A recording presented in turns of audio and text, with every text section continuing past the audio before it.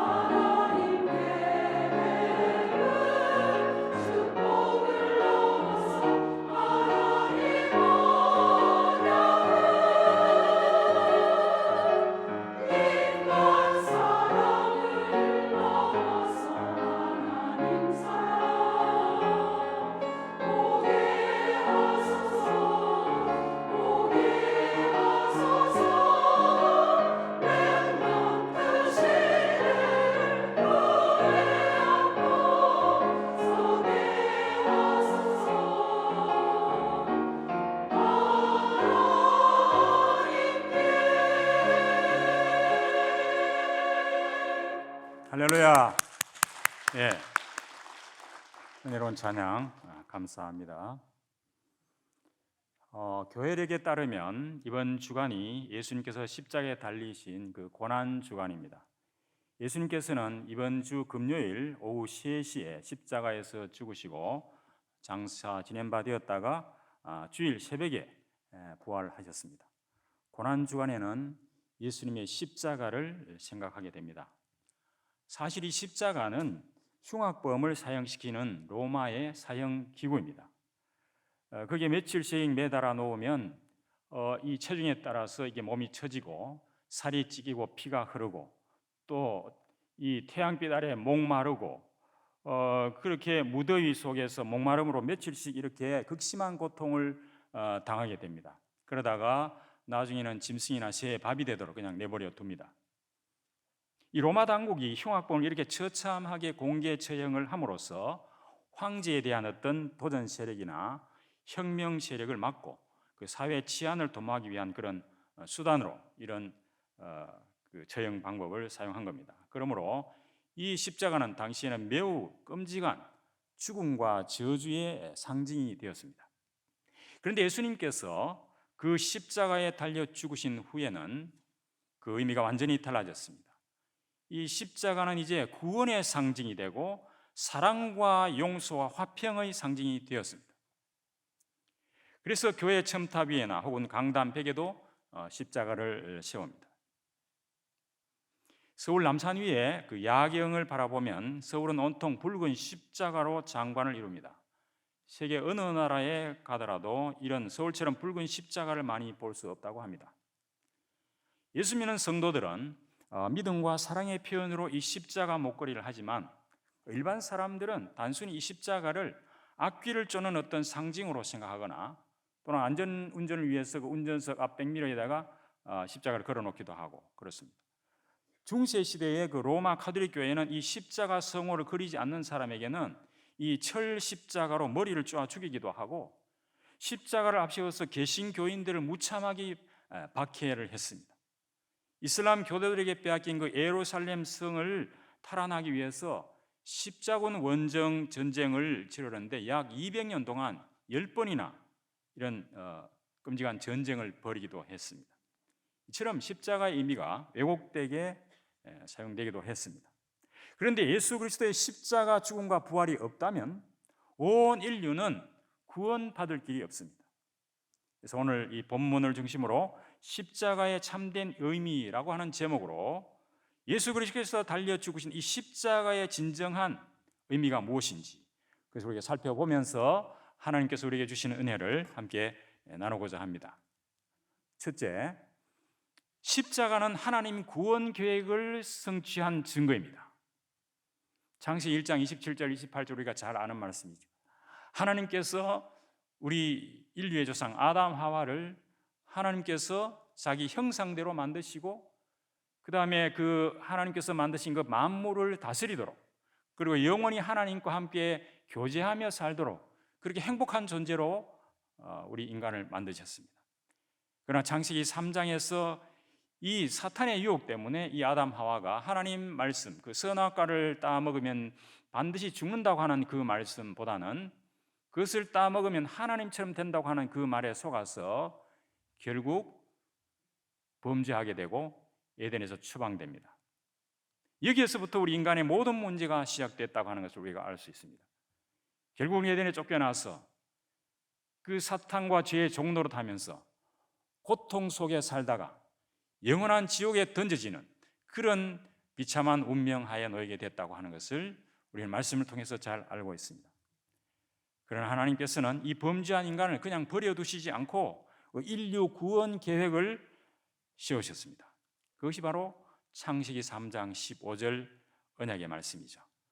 우리 한번 영상 자막 말씀을 한번 같이 읽어보겠습니다. 시작. 내가 너로 여자와 원수가 되게 하고 내 후손도 여자의 후손과 원수가 되게 하리니 여자의 후손은 내 머리를 상하게 할 것이요 너는 그의 발꿈치를 상하게 할 것이니라 하시고 아멘. 이 말씀 우리가 잘 알고 있는 말씀인데 오늘 특별히 우리 함께 한번 읽어봤습니다. 이 처녀 마리아의 몸에서 성령으로 잉태될 여자의 후손 그 예수님께서 장차 이 땅에 오셔서 우리의 모든 죄를 대신해서 죽으시고 우리를 그 죄에서 구원하겠다고 하는 이 하나님의 복된 소식입니다. 그리고 이 십자가에서 사단의 모든 권세를 깨뜨리고 그 사단에서 우리를 해방시키겠다고 하는 이런, 그리고 우리에게 새 생명을 주겠다고 하는 이런 성부 하나님께서 우리 인간을 구원할 계획을 이렇게 세우신 겁니다. 그래서 구약 성경은 오실 메시아 예수 그리스도를 통한 인류 구원 계획을 계속해서 예언하거나 예표하고 있습니다.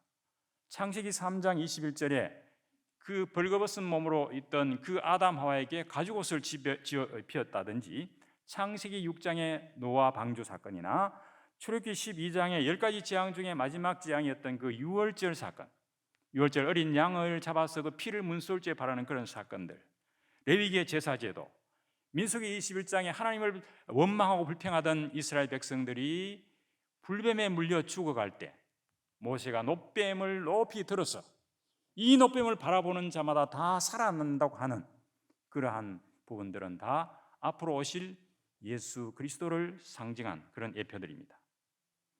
특히 이사야 선지자는 예수님께서 이 땅에 오시기 700년 전에 이사야 7장 14절에서 예수님이 동정녀 탄생한다고 하는 것을 예언하셨고, 또 이사야 53장에는 이 예수님의 십자가 죽음의 장면을 마치 비디오 카메라에 그 줌을 당기는 것처럼 아주 자세하게 묘사를 했습니다.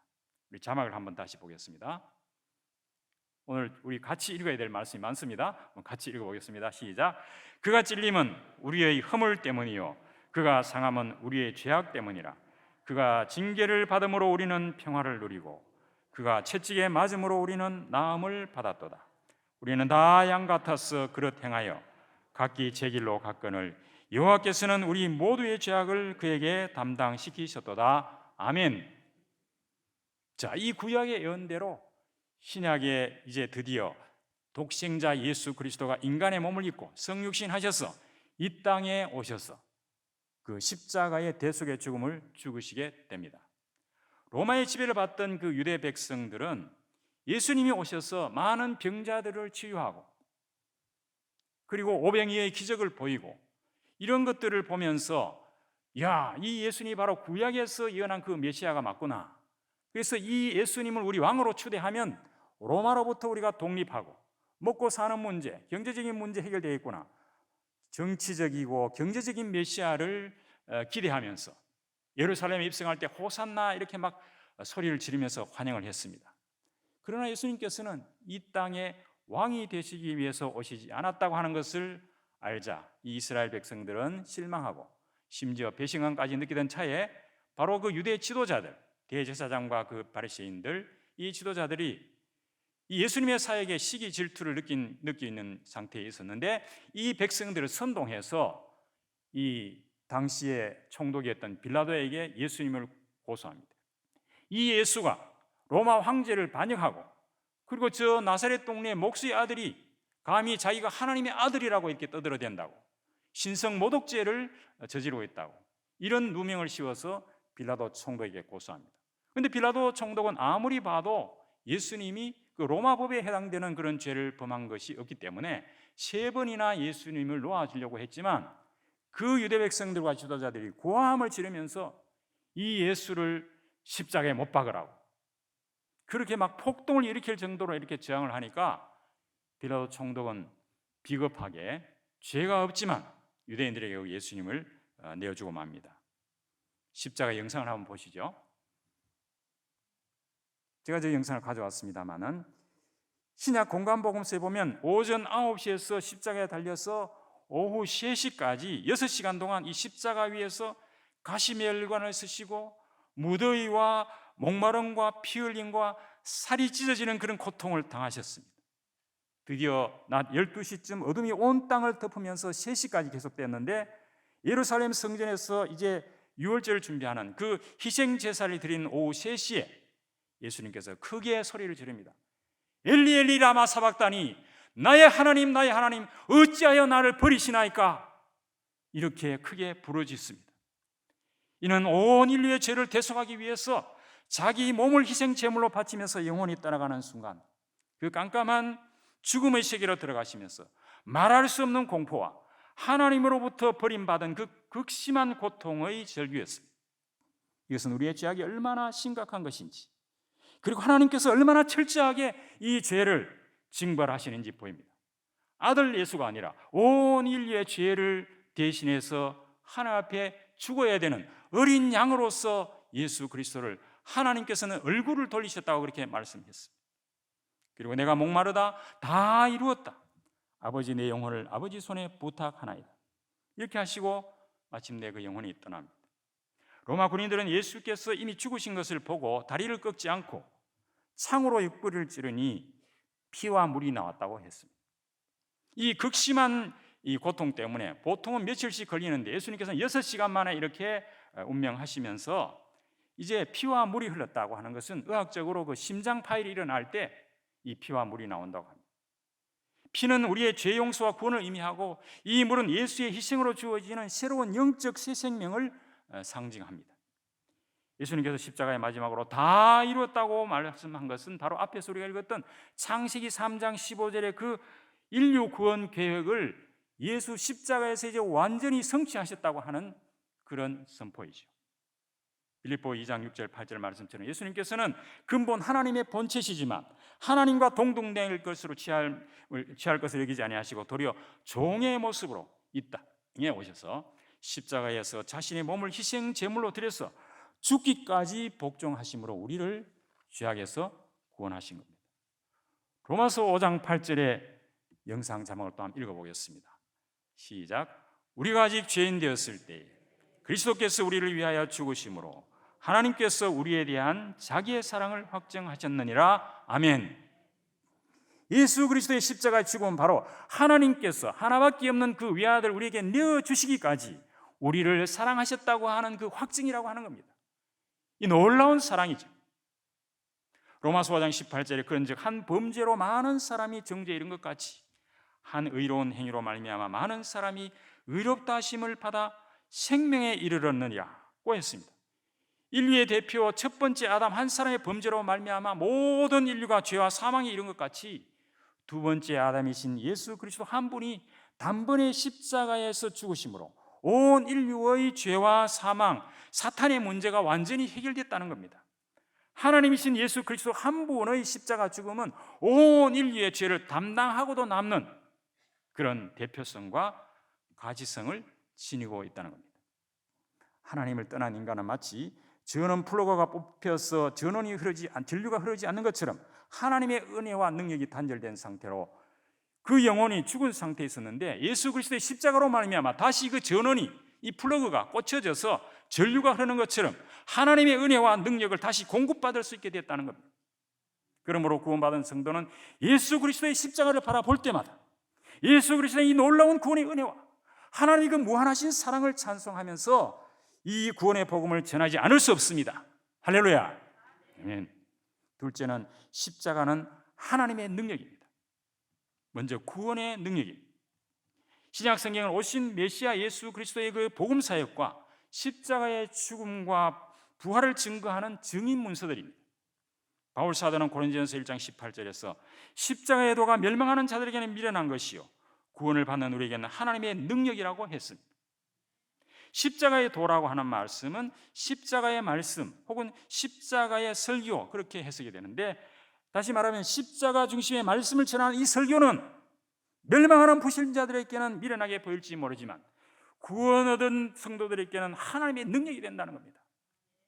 고린도전서 1장 22절 24절에 보면 유대인은 표적을 구하고 헬라인은 지혜를 찾으나 우리는 십자가에 못 박힌 예수 그리스도를 전하니 유대인에게는 거리끼는 것이요 이방인에게는 미련한 것이로되 오직 부르심을 받은 자들에게는 유대인이나 헬라인이나 그리스도는 하나님의 능력이요 하나님의 지혜니라 그렇게 말씀했습니다. 유대인들은 이 초자연적인 기적을 구하면서 로마 압제에서 해방시켜줄 그런 정치적인 메시아, 경제적인 메시아를 기대했지만 예수님이 그 기대에 어긋나자 이 십자가에 못 박도록 요구하면서 그 책임은 자기와 자기 후손들이 다 지겠다고 그렇게 이야기를 했습니다. 그 말대로 주 70년 로마군이 예루살렘 성을 완전히 함락한 후에 2000년 동안 온 세계에 흩어져서 디아스포라 그렇게 고통을 당하다가 1948년 시오니즘 운동으로 다시 자기의 고국으로 돌아왔습니다마는, 그렇기 때문에 이 십자가를 볼 때마다 죄책감을 느낄 수밖에 없는 그 거리끼는 장애물이 된 겁니다, 십자가가. 그래서 그들은 아직도 예수님을 메시아로 인정하지 않습니다. 헬라인들, 즉 세상 사람들은 인간의 이성과 지혜를 추구하면서 이성으로 이해할 수 없는 것은 부정하고 무시합니다. 예수님이 하나님의 아들이라고 하면서 왜 그 십자가 처형을 물리치지 못하고 힘없이 그 십자가에서 달려 죽느냐 하는 겁니다. 도무지 이해할 수 없고 어리석고 미련한 짓으로 보일 수밖에 없습니다. 그러나 우리 믿는 성도들에게는 예수 그리스도의 십자가가 바로 구원의 능력입니다. 예수님의 십자가 죽으심과 부활을 믿는 자는 누구나 하나님이 주시는 이 놀라운 구원의 능력과 은혜를 받을 수 있습니다. 두 번째는 십자가는 변화의 능력입니다.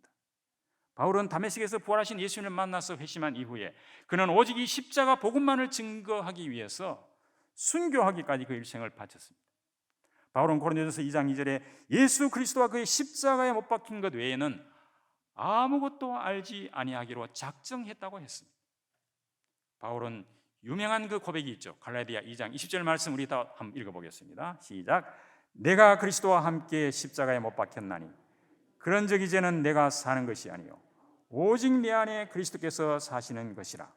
이제 내가 육체 가운데 사는 것은 나를 사랑하사 나를 위하여 자기 자신을 버리신 하나님의 아들을 믿는 믿음 안에서 사는 것이라. 아멘, 할렐루야. 그렇습니다. 우리도 바로 이 바울의 고백처럼 이 사도 바울은 일찍 당대의 최고 학자였던 그 가마리엘 문화에서 공부를 했습니다. 그리고 율법을 철저하게 지켰고 로마 시민권이 있는 그 당시의 최고의 엘리트였습니다. 하나님과 율법에 대한 열심이 대단해서 예수가 하나님을 모욕했다고 확신하고 그를 믿는 자들을 핍박하는 데 앞장섰습니다. 그래서 다메섹으로 가서 예수 믿는 자들을 모조리 잡아오기 위해서 가다가 그 다메섹 도상에서 부활하신 예수 그리스도를 만나게 됩니다. 그 부활하신 예수 그리스도, 십자가에 못 박히고 부활하신 그 예수 그리스도를 만난 후에 이 바울은 완전히 그 인생이 180도 바뀌어버립니다. 율법에 매여 살았던 일생활을 이 아까 갈라디아 2장 20절처럼 십자가에 못 박고 이제 나는 거기서 죽고 예수 그리스도가 내 속에 산다. 나는 예수 그리스도 그분을 나의 구세주로, 나의 주인으로, 인생의 주인으로 삼고 이제 믿음으로 산다. 이렇게 고백하면서 이방인의 사도가 되어서 오직 십자가 복음만을 전하다가 온갖 고난, 고린도전서에 보면 그 고난이 아주 극심했습니다. 그러나 오히려 기뻐한다고 했습니다. 그래서 이 십자가가 바울의 인생을 완전히 변화시킨 겁니다. 사도 베드로도 마찬가지입니다. 예수님께서 잡혀서 대제사장 가야바의 집에 신문 받을 때 베드로가 멀찌감치 가봤습니다. 근데 그 조그만한 계집아이가 이 사람이 예수의 제자라고 말하니까 죽음이 두려워가지고 아주 완강하게 3번이나 예수님을 부인했던 그 베드로였습니다. 그러나 예수님의 십자가와 부활을 목격한 후에는 이 베드로도 180도 변화됩니다. 사도행전 4장 12절에 다른 이로서는 구원을 받을 수 없나니 천하 사람 중에 구원을 받을 만한 다른 이름을 우리에게 주신 적이 없다. 이렇게 말하면서 예수 이름을 말하지 못하게 하는 그 공회원들에게 하나님 앞에서 내가 너희 말을 듣는 것이 하나님 말씀을 듣는 것보다 옳은가 판단하라. 이렇게 오히려 호통을 칩니다. 이처럼 예수의 십자가는 우리 인생의 목표와 방향을 완전히 변화시키는 변화의 능력입니다.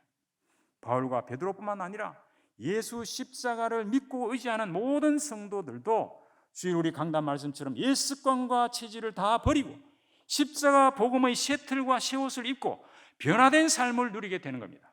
할렐루야. 세 번째는 십자가는 승리의 능력입니다. 예수 십자가가 죄와 사망과 사탄의 권세를 깨뜨린 그 하나님의 능력을 나타내는 증거가 되었습니다. 창세기 3장 15절 말씀대로 십자가에서 예수님께서 그 사탄의 머리, 즉 사탄의 권세를 완전히 깨뜨리셨습니다. 요한일서 3장 8절에 있는 말씀처럼 하나님 아들이 나타나신 것은 마귀의 일, 즉 마귀의 권세를 멸하기 위한 것이라고 말하고 있습니다. 이처럼 십자가에서 예수 그리스도가 모든 인류의 죄에서 우리를 구원하고 사망과 재앙의 사탄의 권세를 멸하신 그 전능하신 하나님의 능력에 대한 기적이고 세상 지혜로는 도저히 이해할 수 없는 놀라운 지혜입니다. 예수 십자가는 저주와 재앙과 죽음을 가져다 주는 이 사탄의 권세를 꺾고 승리하는 삶의 능력이 된 겁니다. 할렐루야. 마지막으로 십자가는 용서와 화해와 사랑의 모델이 됩니다. 예수님께서 십자가에서 돌아가셨을 때 그 지성소와 성소 사이의 휘장이 위에서부터 아래로 찢어졌다고 했습니다. 이 지성소는 대제사장이 1년에 한 번씩만 들어갈 수 있는 곳입니다. 그러나 이제는 이 휘장이 찢어졌기 때문에 누구든지 은혜의 보좌 앞에 담대히 나가서 아빠, 아버지라고 그 하나님을 직접 만날 수 있게 된 겁니다. 죄로 인해 하나님과 원수되었던 우리가 예수 그리스도로 말미암아 다시 하나님을 만나는 그런 용서함 받고 화목하게 된 것입니다. 누가복음 23장 34절에 보면 예수님께서 십자가에 달리시면서도 아버지 저들을 사하여 주옵소서, 자기들이 하는 것을 알지 못합니다 라고 하시면서 자기를 십자가에 못 박게 한 그들을 용서해 달라고 오히려 하나님께 중보 기도하는 모습이 나옵니다. 누가복음 24장 43절에도 십자가 좌우편에 달린 강도들 중에 한 사람이 늦었지만 예수님 나를 구원해 달라고 그렇게 부탁했을 때 주님께서는 즉석에서 내가 진실로 진실로 내게 이르노니 오늘 내가 나와 함께 낙원에 있으리라 고 말씀하시면서 그를 그 자리에서 용서하시고 구원하셨습니다.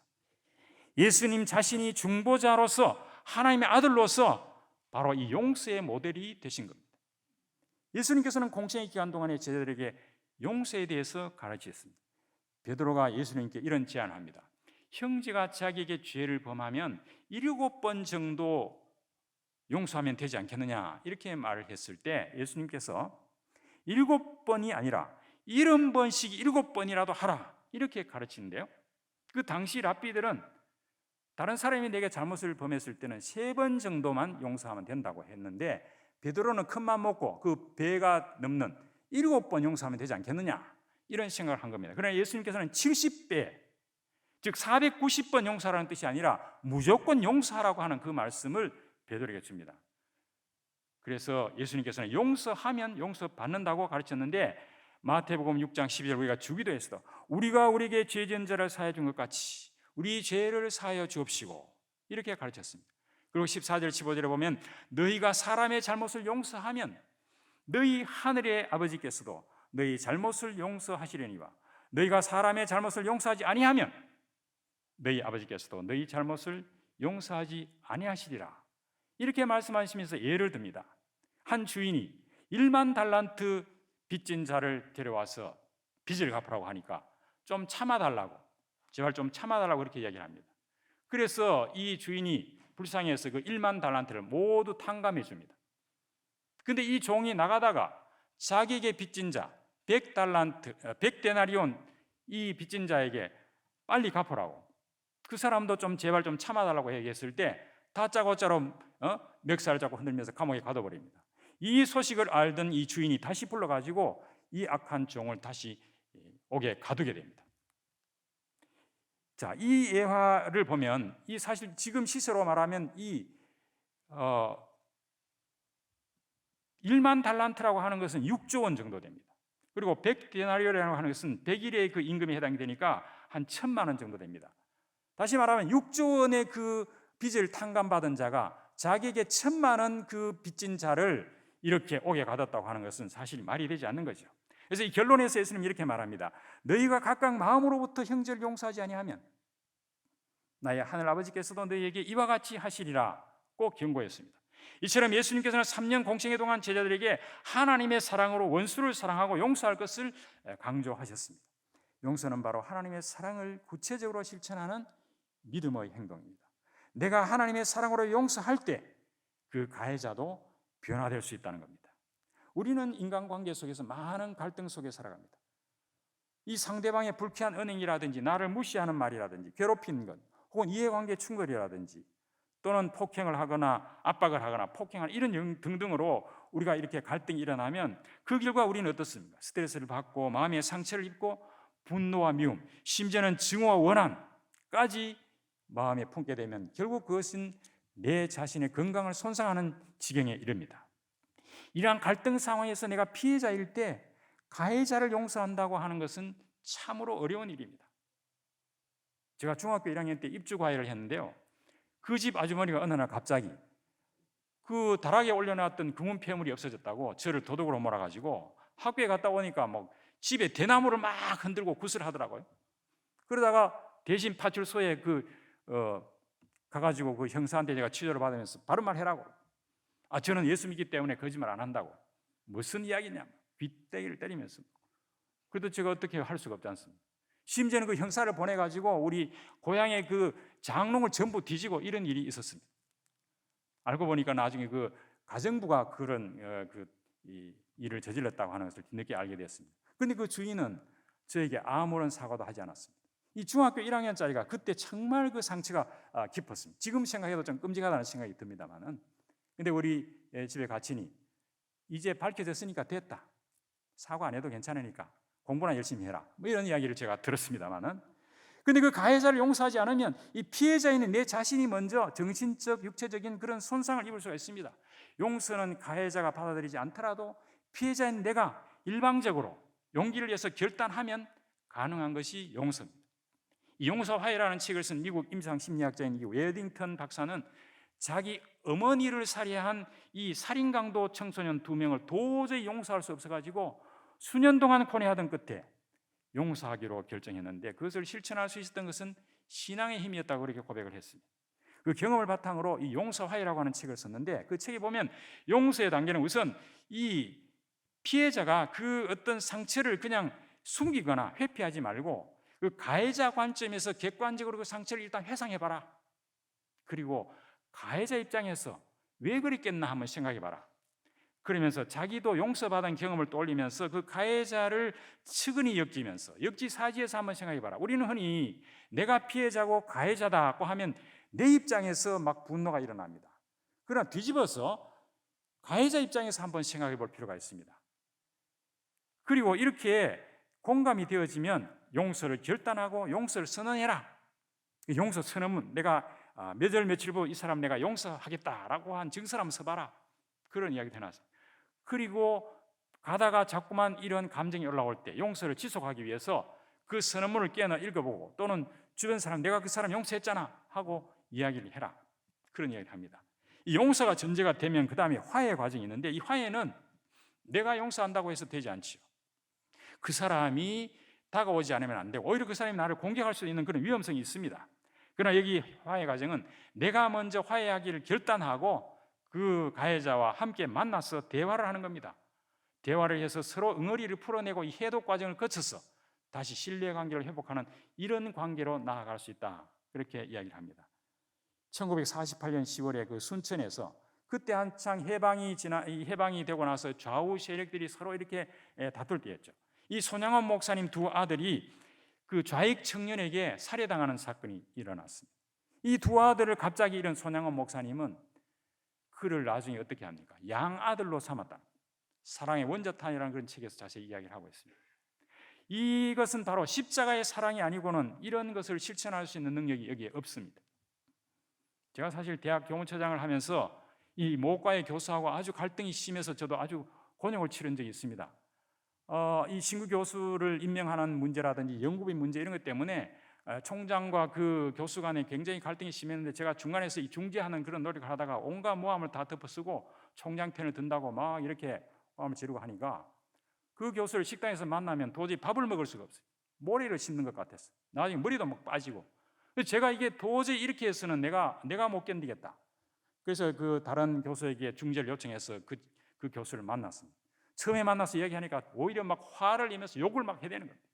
그래서 결렬이 되고, 그래서 그 몇 차례 그렇게 이제 하면서 나중에는 이제 서로 그 과정을 서로 털어놓고 사과하게 됐는데, 알고 보니까 그분 또 마음이 굉장한 이 갈등이 있어서, 그분은 불교 신자인데 집에서 108배를 여러 번 했다는 겁니다.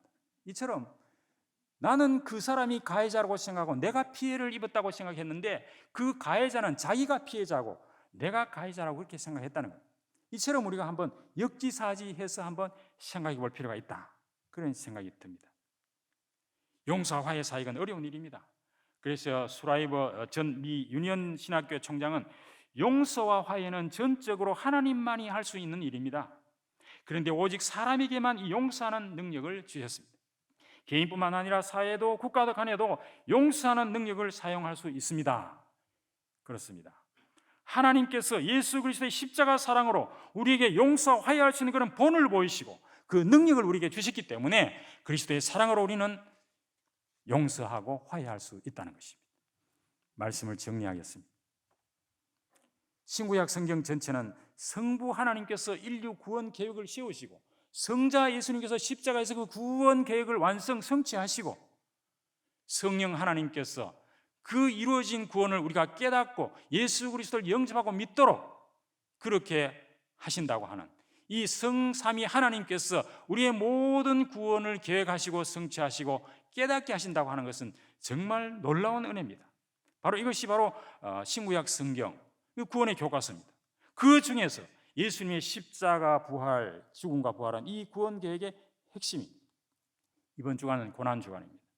예수님께서 인간의 모든 그 모욕과 조롱을 당하면서 심지어 하나님께 버림받은 그런 극심한 고통을 당하면서 죽음 직전에 하나님의 그 구원 계획을 다 이루었다고 하신 그 사실을 우리가 묵상하면서 우리 자신의 모습을 한번 성찰해 보아야 되지 않겠나 생각됩니다. 예수 그리스도의 십자가는 성부 하나님의 그 구원 계획을 성취하신 하나님의 놀라운 은혜의 선물이고 그 십자가는 죄와 사망에서 우리를 구하는 하나님의 능력이고 구원의 능력이고 삶을 변화시키는 능력이고 재앙과 죽음을 가져오는 사탄의 권세를 깨뜨리는 그런 승리의 능력이고 그 십자가는 용서와 화해의 모델이라고 하는 것입니다. 할렐루야.